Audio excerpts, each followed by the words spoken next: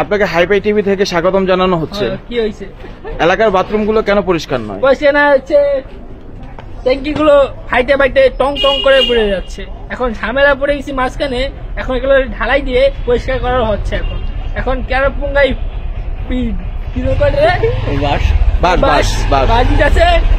সিমেন্টের ডলা দিতেছে, কেউ না করতে পারে। এখন এই কমিটি থেকে আপনি কি বলতে চাচ্ছেন আগে শুনবেন। আচ্ছা, আমরা তো গতকালকে বাথরুমে ব্রাশ নিয়ে কারো হাতে দিয়ে আসছিলাম, ঠিক আছে? সে ঘষতে ঘষতে নাকি তার মাজায় ঘষে গেছে। এখন এই মুহূর্তে আপনার কি করণীয়? করণীয় হচ্ছে এখন ডাক্তারখানায় যাইতে হবে, ওই জায়গায় একটু মালিশ করতে হবে।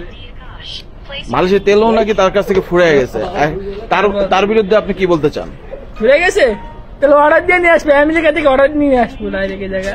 এই যে কি বালেকো মামা আসবে না ওই যে কি জানি নাতিনপুতি আসবে? নাতিপুতি আসবে। আচ্ছা, তাকে কি হারপিক দিয়ে দেবেন নাকি আপনার ডিটারজেন্ট দিয়ে দেবেন? বলেন, আপনি কি তাকে হারপিক দিবেন না ডিটারজেন্ট দেবেন? হারপিক দিয়ে করবো, ভালো পরিষ্কার হয়। সে কি নিজে করবে না মানুষ দিয়ে করাবে? মানুষ দিয়ে করাবে। আচ্ছা, তাহলে কি আমরা কি এলাকার বাথরুম গুলো পরিষ্কার পাবো? অবশ্যই, ইনশাল্লাহ পাইতে পারেন। আচ্ছা, আপনারা বন্ধুরা তাহলে জানতে পারলেন আমরা হাইপাই টিভি থেকে আমাদের এই যে ভাইয়ের নামটা কি? নাম আমার মোহাম্মদ একবর হোসেন সুমন। হ্যাঁ, একা থাকে হলো সুমন। আচ্ছা, ঠিক আছে, বুঝতে পারলাম। সে আমাদের হাইপাই টিভি থেকে ওনাকে বহুত কষ্ট করে খুঁজে বার করা হয়েছে। মাঝে মধ্যে খাম্বায় ঝুলে থাকে বান্দরের মতো, কিন্তু ওনাকে যে কোনো সময় দেখা যায় কোনো খাম্বার পিছনে দাঁড়িয়ে থাকে।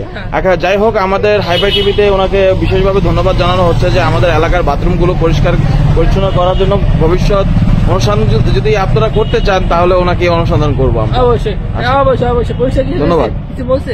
ধন্যবাদ।